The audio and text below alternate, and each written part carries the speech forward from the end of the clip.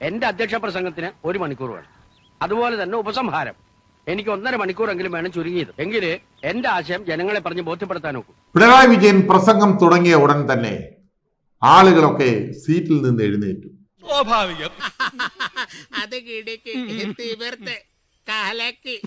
എന്താ ഉത്തമ ജനങ്ങൾ നമ്മളോട് ഇങ്ങനെ പെരുമാറിയത്? അത്യാവശ്യം മുമ്പിലിരിക്കുന്ന ചില സഖാക്കളും അതുപോലെ ഉന്നത ഉദ്യോഗസ്ഥരുമല്ലാതെ മറ്റാരും ആ വേദിയിലില്ല. ഇത്രയും വലിയ ഗതികെട്ടവൻ ഈ ലോകത്ത് വേറെ ആരെങ്കിലും ഉണ്ടാവും എന്റെ കർത്താവേ? അപ്പൊ നീ എനിക്ക് പുല്ലുവിലൂടെ തരുന്നത് പുല്ലുവില. കോൺസ്റ്റബിൾ തള്ളിക്കോളൂ. ഇത് യാഥാർത്ഥ്യമാക്കണം എന്നാവശ്യപ്പെട്ടുകൊണ്ട് എങ്കിൽ ഞങ്ങൾ പോകാതെ ഇരിക്കണോ? സുനാമി ഭൂകമ്പൊക്കെ വന്നിട്ട് നമ്മൾ പിടിച്ചിരിക്കുന്നില്ലേ? 2013 പിന്നീട് ഞാനൊരു വലിയ സംഭവം അല്ലേ? വേറെ ആരും ഇല്ലെങ്കിൽ ജനങ്ങൾ സമ്പൂർണ്ണ സാക്ഷരത നേടിയതാണ് നമുക്കടിയായത്. എങ്ങനെ? സാക്ഷരത നേടിയപ്പോ ജനങ്ങൾക്ക് വിവരം വന്നല്ലോ.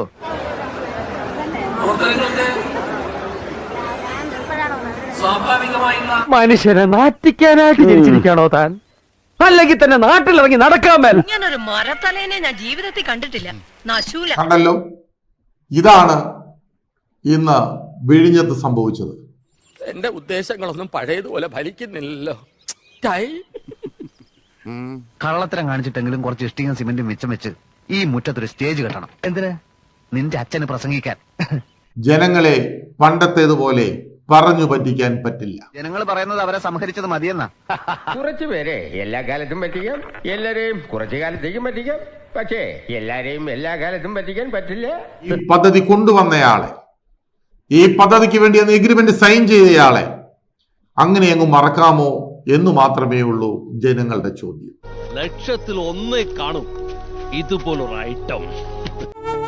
ഈ കടപ്പാടും നന്ദിയൊക്കെ എന്നും ഞങ്ങളുടെ മനസ്സിലുണ്ടാവും.